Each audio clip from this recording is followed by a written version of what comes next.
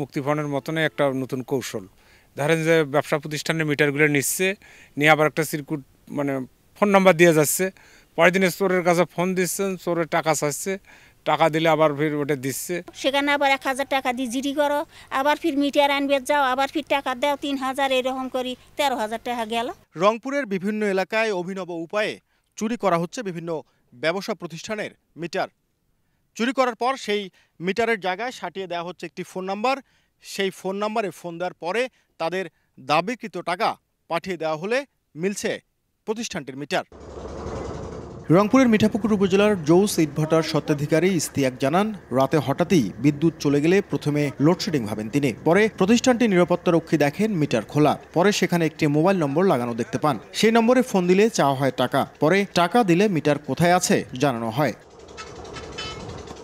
এই প্রতিষ্ঠানের মতো একাধিক প্রতিষ্ঠানে মিটার চুরির পর একই উপায়ে অর্থ হাতিয়ে নিচ্ছে চক্রটি। ভুক্তভোগীরা বলছেন, টাকা দিয়ে মিটার উদ্ধারের পর আবারও সংযোগ ফি নিয়ে সেই মিটারই লাগিয়ে দিচ্ছে পল্লী বিদ্যুৎ সমিতি।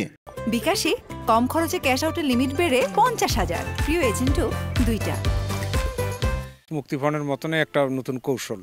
ধরেন যে ব্যবসা প্রতিষ্ঠানের মিটারগুলো নিচ্ছে, নিয়ে আবার একটা সিরকুট মানে ফোন নাম্বার দিয়ে যাচ্ছে, পরের দিনে চোরের কাছে ফোন দিচ্ছেন, চোরের টাকা চাচ্ছে, টাকা দিলে আবার ফির ওটা দিচ্ছে। থানা যাও জিডি করো, সেখানে আবার 1000 টাকা দিয়ে জিডি করো, আবার ফির মিটার আনবে যাও, আবার ফির টাকা দাও 3000, এরকম করি 13,000 টাকা গেল। নেটা বিটি গেল বোধ বিদ্যুৎ থেকে এসে লাগিয়ে দিয়ে যাবে, এই ভেজাল হয়ে থেকে লাগবে তো কিছু টাকা।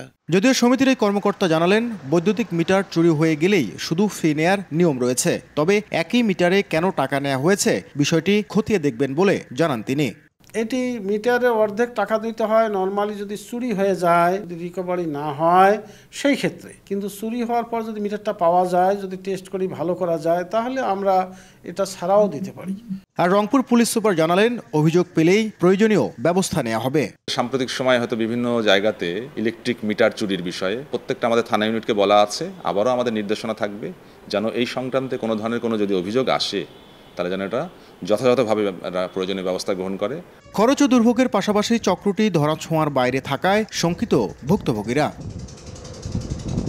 নাজমুল ইসলাম নিশাত, সময় সংবাদ, রংপুর।